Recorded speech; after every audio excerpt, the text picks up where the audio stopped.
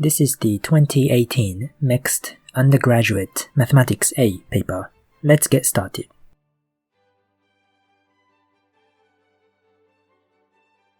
Section 1, number 1. In this question, we need to find how many digits this number has, and we also have to find the last digit of this number. So first of all, recall that y equals a to the power of x is the same as log base a of y equals x. So this means 7 is about 10 raised to the power of 0.8451. This in turn means that this number can be rewritten as 10 raised to the power of 0.8451 raised to the power of 2677. Now, a raised to the power of b raised to the power of c is a raised to the power of b times c. Therefore, this is 10 raised to the power of 0.8451 times 2677, which is 10 raised to the power of 2262.3327. Now, 10 raised to the power of 1 is 10, and this number has 2 digits, and 10 squared is 100, which has 3 digits. Therefore, 10 raised to the nth power has n plus 1 digits. So this number has 2263 digits. Next, let's find the last digit of this number. Let's approach this question inductively by looking at what happens to the last digit of powers of 7. 7 is just 7. 7 squared is 49. 7 cubed is 9 times 7 means the last digit is going to be 3. 7 to the 4th power, 3 times 7, so 1. 1 times 7, 7, and so on. So we see a pattern. The last digits of the powers of 7 have this repeated pattern. So what we have to do is to divide 2677 by 4, because this sequence consists of 4 numbers. So this part means that this 4-number sequence is repeated 669 times, and the decimal part means that on the 670th repetition, we are a quarter done with this sequence. What is 1/4 of a 4-letter sequence? 1. So we are currently on this number, 7. So the last digit should be 7.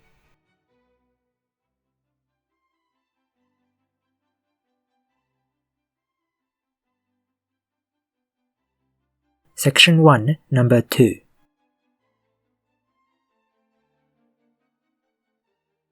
In this question, we need to simplify this expression as much as possible. So first of all, let's rationalize the denominator of each of these terms.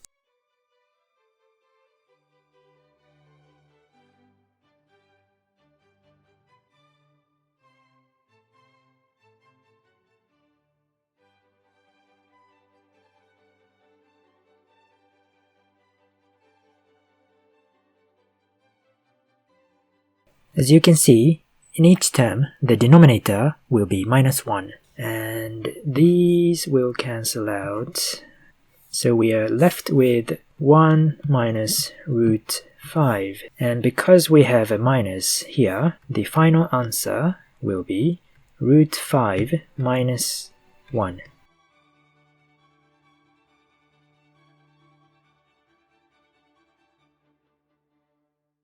Section 1, number 3.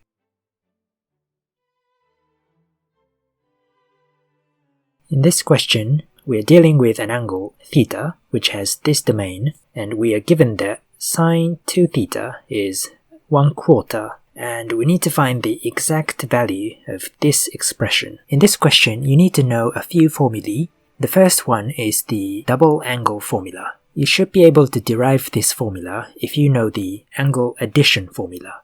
And the double angle formula is just a special case of the angle addition formula, where alpha and beta have the same value. So from this, we know that 2 sine theta cosine theta is 1/4. So my goal in this question is to express this in two different ways and then let the result be equal to each other at the end. So first of all, let's multiply the denominator and the numerator by sine theta plus cosine theta. Let's expand these brackets.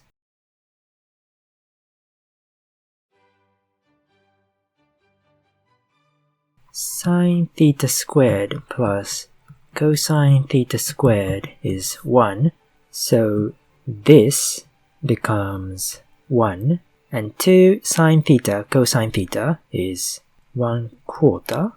Now how about cosine theta squared minus sine theta squared?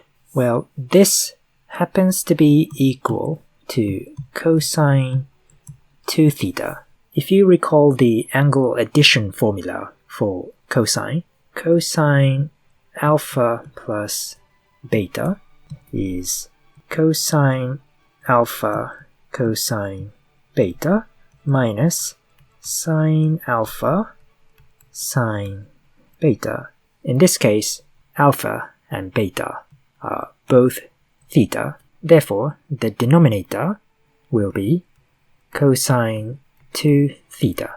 So let this expression be the left-hand side. And next, we're going to express this in a different way. What we're going to do is to divide each of these terms by cosine theta.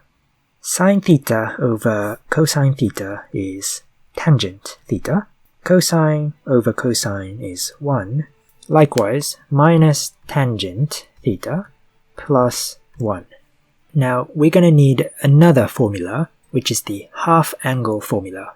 Tangent x over 2 is sine x over 1 plus cosine x.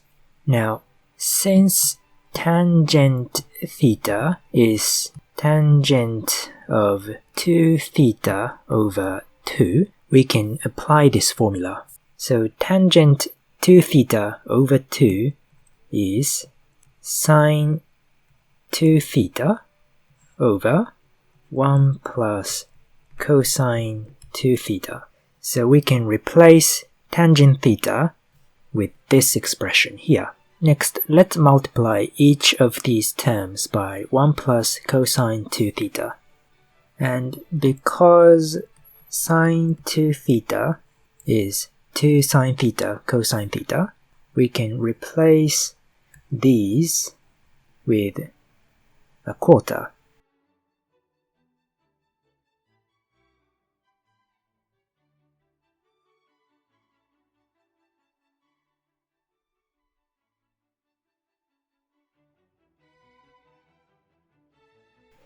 So let this be the right-hand side. Since the left-hand side and the right-hand side are derived from the same expression with the same value of sine 2 theta, this equation should hold. So 5 times this and this times this.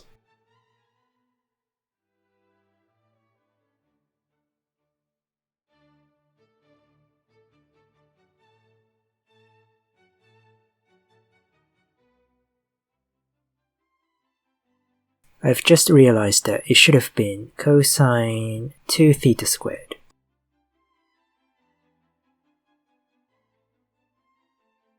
Let's visualize what cosine 2 theta looks like. The red curve is cosine theta, and the blue one is cosine 2 theta. And in the given domain of theta, both cosine theta and cosine 2 theta positive. So we're going to take the positive value. And let's substitute this value of cosine 2 theta into the left-hand side.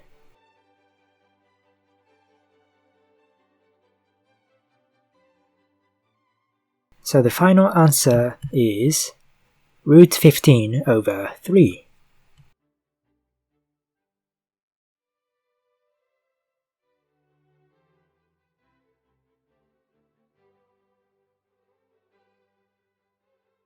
Section 1, number 4.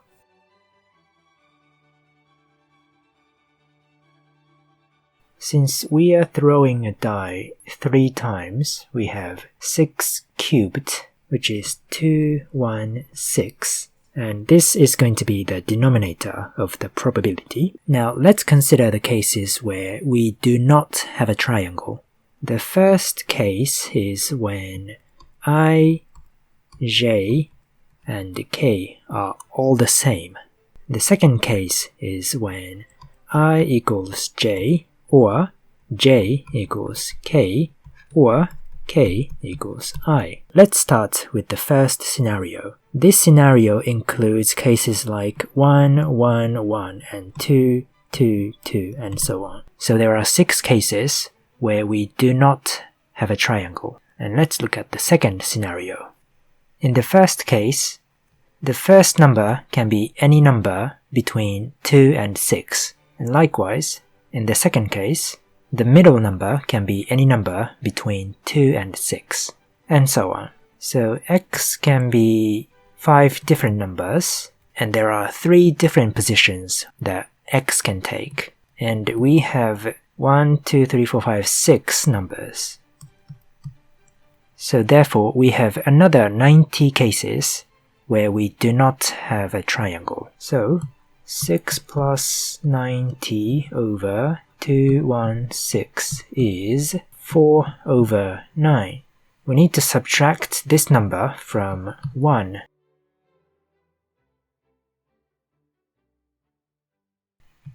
So the final answer is 5 over 9.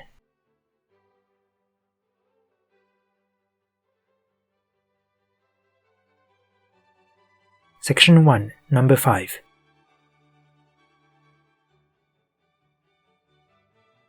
We need to solve this equation for x. So let's move minus 12 to the right-hand side. Now 4 is 2 squared. 4 raised to the power of x is 2 raised to the power of 2x. Next, 2 to the power of 2x is 2 to the power of x times 2 to the power of x. So in these two terms, 2 to the power of x is the common factor.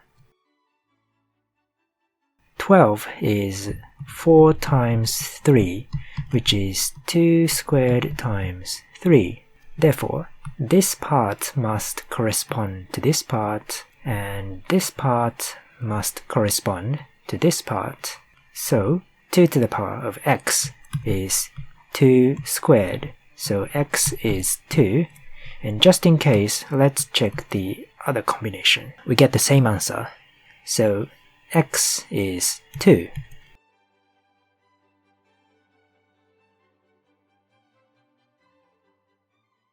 Section 1, number 6.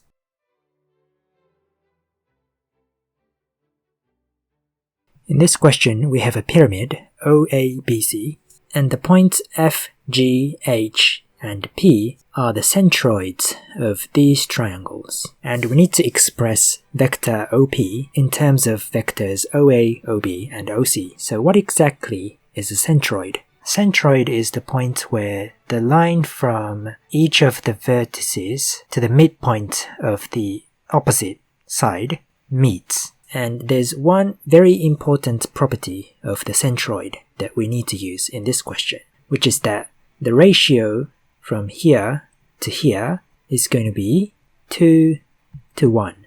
So let's use triangle OAB as an example.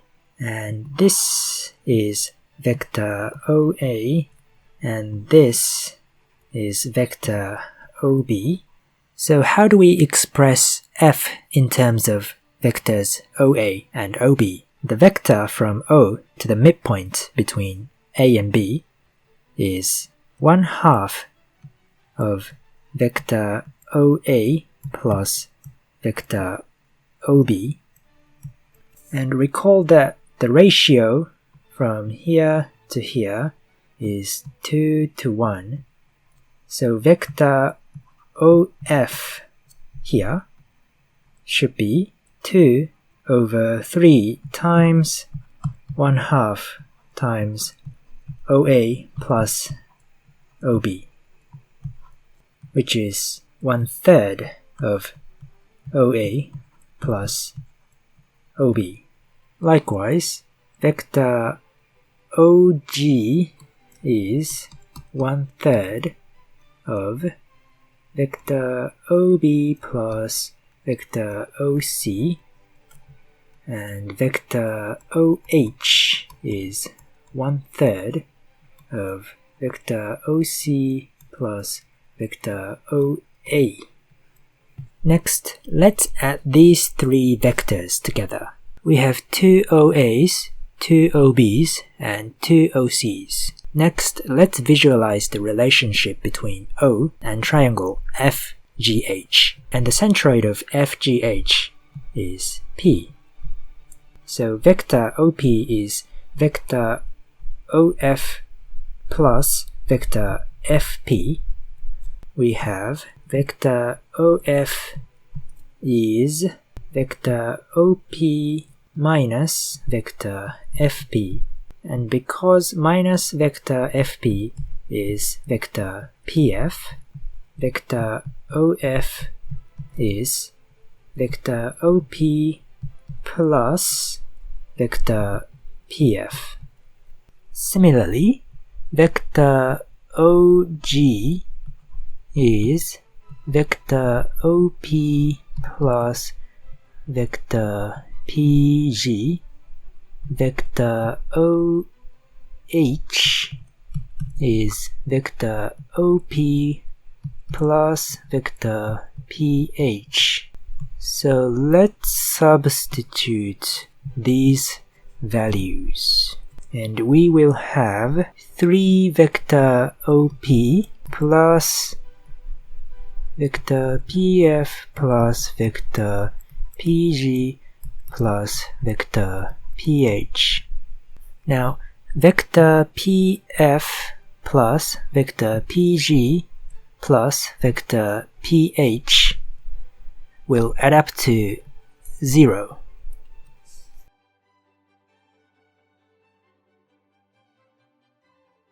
Therefore, this expression here is equal to 3 vector OP. Divide both sides by 3, and we get 2 over 9. So the answer is vector OP is 2 over 9 times vector OA plus vector OB plus vector OC.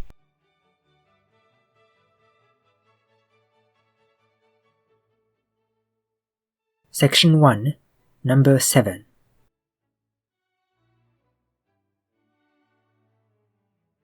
In this question, we have 5 points, O, A, B, C, D. So we are basically going from here, here, here, and then here.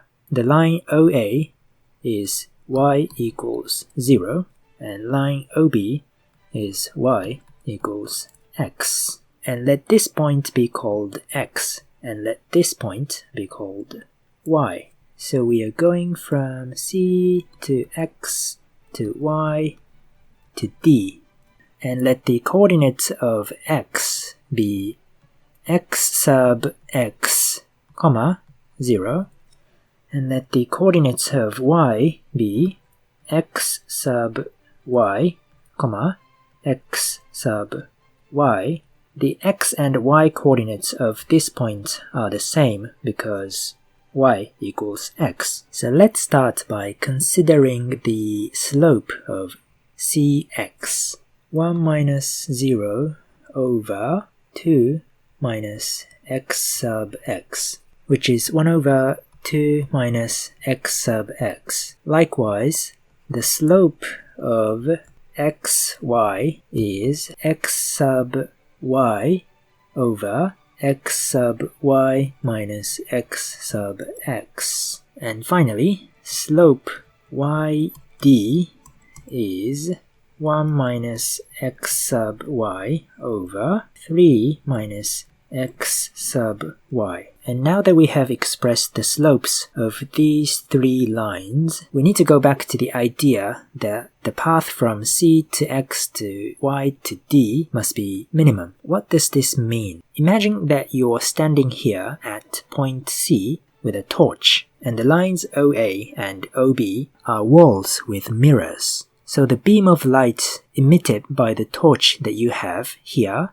is going to draw a path like this, and you need to adjust the angle of your torch so that the light beam passes through point D. So because we are dealing with a beam of light, remember what you learnt in your science or physics class. The angle here and here, and let's call it alpha, will be the same, and similarly the angle here and here, let's call it beta, will be the same. And because the line OB is y equals x, the angle here is 45 degrees. Next, let's consider the quadrilateral in red. Because we are on a straight line, the angle here must be 180 degrees minus 2 alpha. Likewise, the angle here must be 180 degrees minus 2 beta. So the angle here, and let's call it gamma, is 360 degrees minus alpha minus beta minus 180 degrees minus 2 alpha minus 180 degrees minus 2 beta, and then minus 45 degrees, which is alpha plus beta minus 45 degrees. Now, from triangle OXY, we know that alpha plus beta is 135 degrees. Therefore, gamma is 135 degrees minus 45 degrees, which is 90 degrees. So the angle here is a right angle. Next, since this angle and this angle are the same, the slope of CX and the slope of XY must have the following relationship.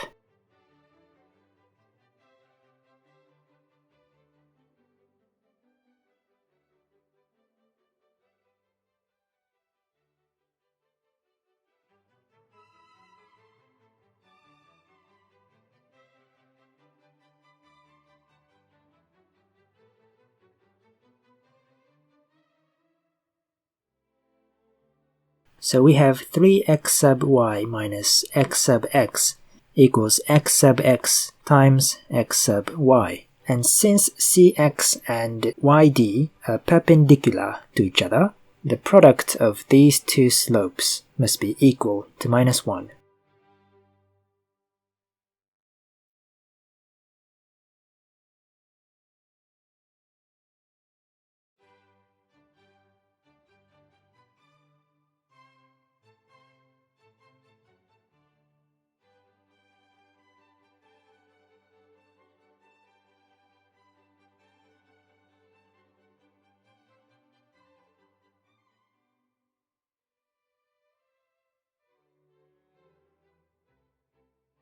So let's substitute x sub x, x sub y here. 4x sub x equals 7. So x sub x is 7 over 4. So let's substitute this value of x sub x into slope cx. So the slope of cx is 4. This means that the slope of xy is minus 4.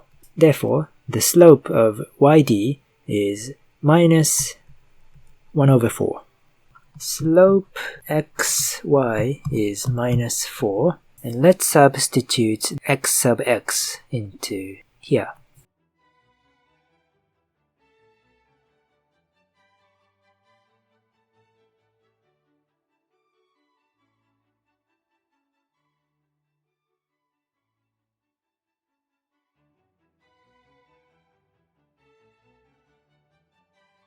So x sub y is 7 over 5. So let's calculate the distance between c and x. This is going to be root 17 over 4.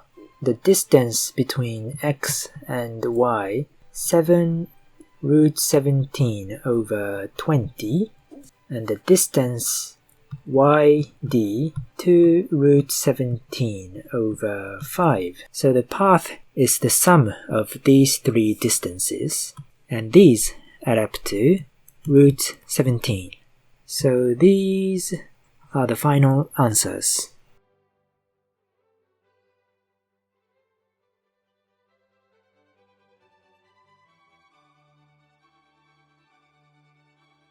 Section 1, number 8.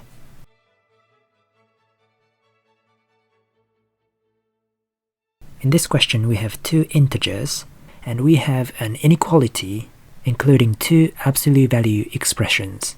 In this type of questions where there are two variables, we need to consider four possibilities.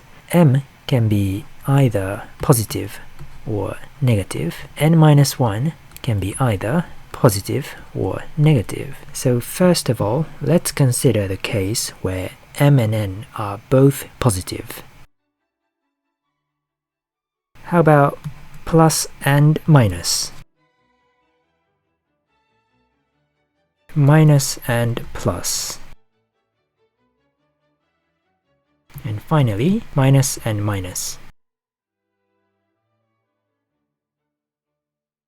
We have four linear equations, and now let's solve each of these inequalities with respect to m so that we can draw the graphs.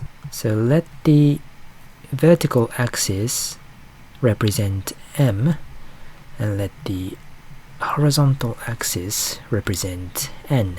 This is just a very rough sketch, so let's substitute some values to see if this sketch is actually correct. So what happens when m is 0? Let's substitute this value into 1, and we have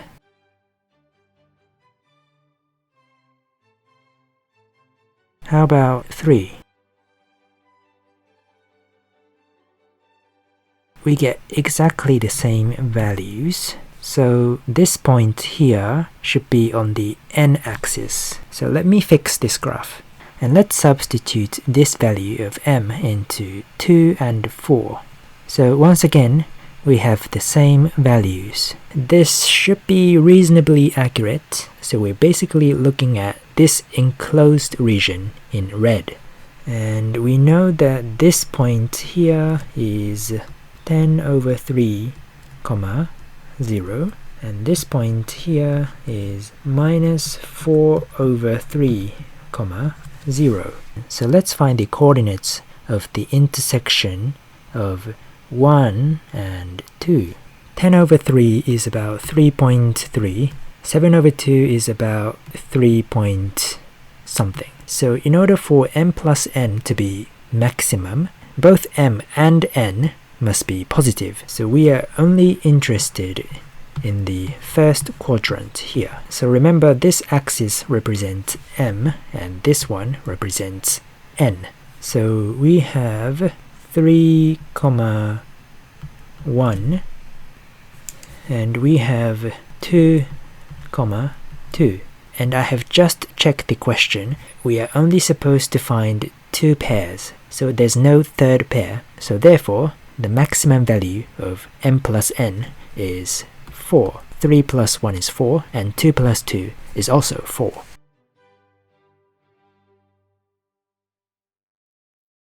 Section 1, number 9.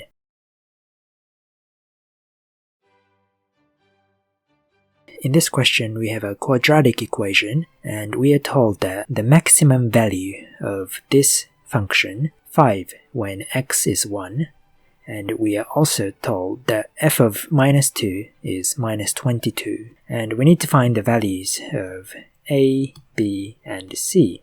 So first of all, because f of 1 is 5, a plus b plus c is 5. And let's substitute minus 2 So 4a minus 2b plus c is minus 22. And since we have 3 unknowns, we need another equation. Because we know the coordinates of the vertex, 1, 5, we can use the formula for finding the x-coordinate of the vertex. So the x-coordinate of the vertex is 1, therefore 2a is minus b.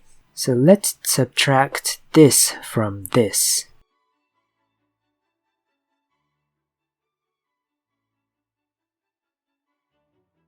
Now, minus b is 2a, so we now know that a is minus 3. So let's substitute this value into here. So b is 6. And finally, let's substitute these values into here. So c is 2. So a is minus 3, b is 6, and c is 2.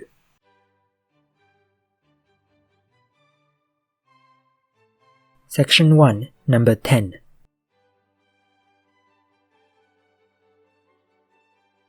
Let's try a few values to see what kind of numbers this summation generates. So we have a sequence 2, 6, 14, 20, and so on. So how can we generalize the output? 4 minus 2, which is 2 squared minus 2 to the power of 1. And 6 is 8 minus 2, which is 2 cubed minus 2 to the power of 1. Similarly, 14 is 16 minus 2, which is 2 raised to the 4th power minus 2. I've just realized that this should have been 30, not 20. 30 should be 32 minus 2, which is 2 to the 5th power minus 2. So based on this pattern, it's clear that this is the same as 2 raised to the power of n plus 1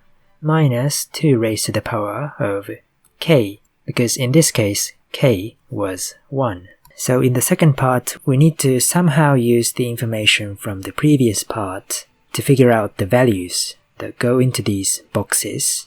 Based on this, first of all, we can say the following.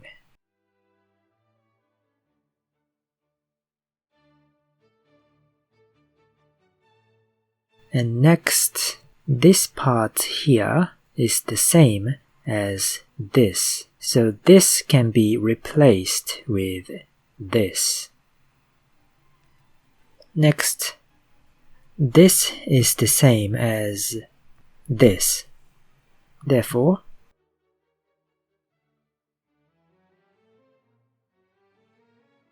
now let's pay attention to the first term.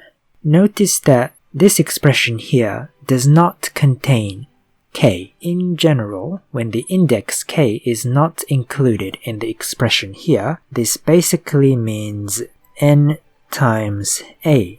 We're just adding a n times. So this expression means n times 2 raised to the power of n plus 1. And notice that this part is the same as this. So this can be replaced with this. These two terms can be factorized. So now we have the answer n minus 1 times n raised to the power of n plus 1 plus 2.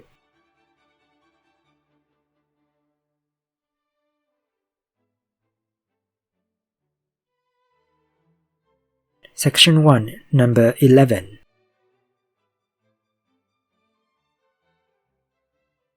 In this question, we need to convert this base 10 number into its base 3 version. Well, this is going to be a very tedious question, so I'll be skipping some details. Step 1, we consider powers of 3 from 3 raised to the power of 0, which is 1, until we get a number that is greater than this number. Now, we finally have a number that is greater than this number. So 1, 2, 3, 4, 5, 6 is greater than 3 to the 10th power, but less than 3 to the 11th power. And the second step is going to be even more tedious. We basically divide this number by this to find the remainder of the division. So 2 is the quotient and r is the remainder. So the first number we have is 2 for the digit that corresponds to 3 to the 10th power. And next we need to divide the remainder of this division by this number here. So once again, the quotient is 2 while the remainder is 984. So we have 2 in this digit as well, and 0 and 0 for these two digits. And 984 can be divided by this. So the quotient is 1. 255 can be divided by this. So the quotient is 1. The remainder is just 12. 12 can be divided by 9. The quotient 1. And for these two digits, 0 and 0. And finally, 3 can be divided by 3 itself. And there's no remainder. So the quotient is 1. So we have 1 here and 0 here. So the answer is 20021100110. And this is 1, 2, 3, 4, 5, 6 in base 3.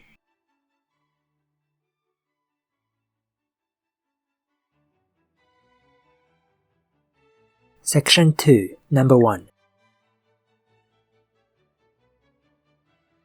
So since we are dealing with turning points, we first need to differentiate this function and let f dash of 1 be equal to 0.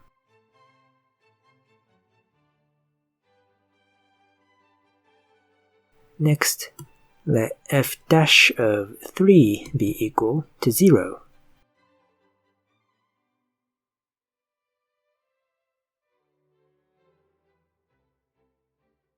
Next, let's solve these two equations simultaneously to find the values of a and b.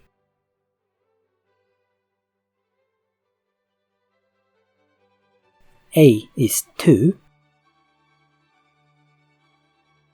and b is 3. So in question 1, the function becomes this. And next, we need to find the root of this cubic equation. We expect the graph of this function to look like this. And the question says that there are 3 roots. So the horizontal axis should be somewhere here, so that we have 1, 2, and 3 roots. So I have a suspicion that there could be a root at x equals 2. So let's substitute 2. As suspected, f of 2 is 0, so we have a root. X minus 2 is a factor of this cubic function. So let's divide this cubic function by x minus 2. X squared times x is x cubed. X squared times minus 2 is minus 2x squared. Minus 6 minus minus 2 is minus 4x squared plus 9x minus 4x times x is minus 4x squared. Minus 4x times minus 2 is plus 8x. 9 minus 8x minus 2. 1 times x, 1 times minus 2. So this cubic function has now been factorized like this.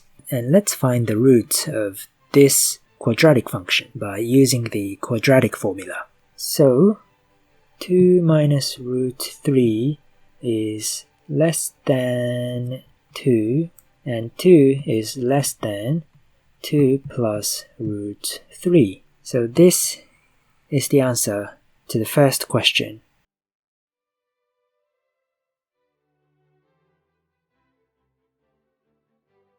Section 2, number 2.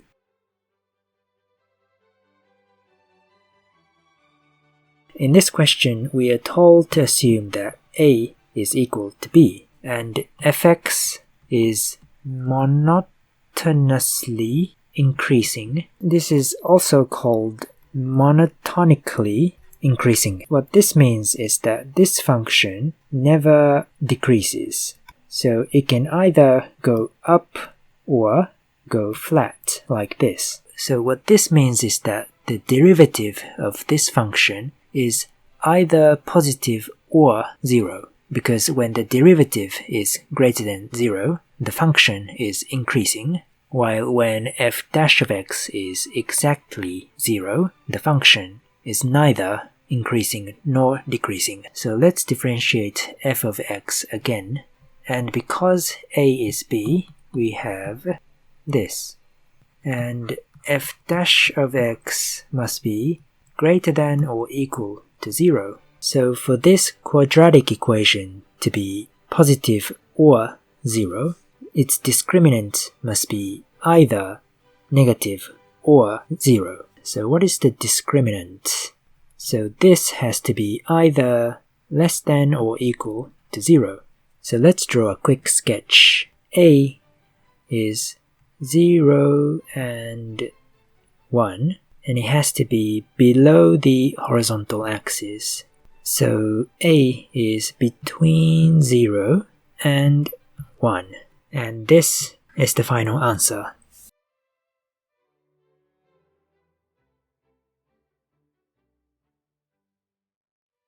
Section 3.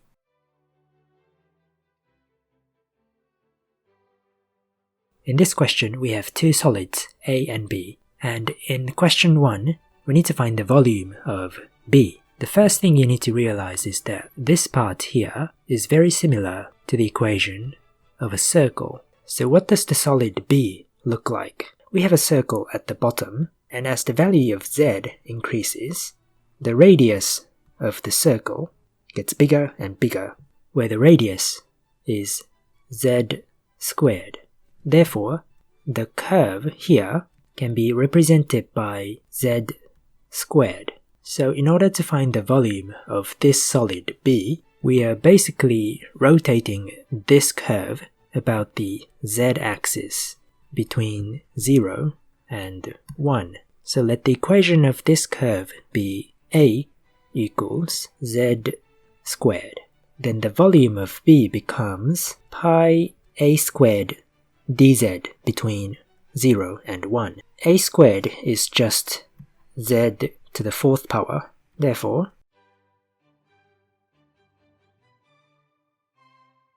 the volume of B becomes 1 over 5 pi.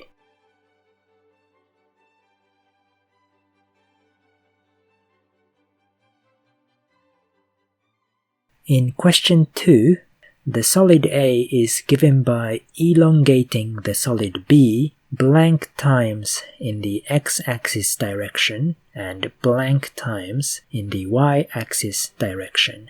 What you need to realize in this question is that this is very similar to the formula for the ellipse.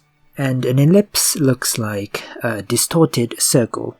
So the solid A is just the solid B elongated 3 times in the x direction and 2 times in the y direction.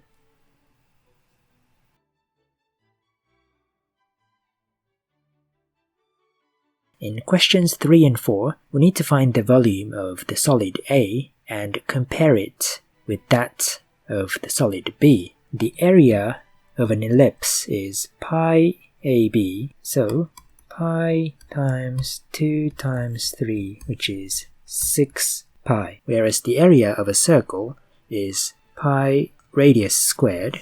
The volume of A is 6 times the volume of B. And since the volume of B is 1 over 5 pi, the volume of the solid A is 6 over 5 pi. And this is the end of this exam paper. Let me know if you have any questions, and see you next time.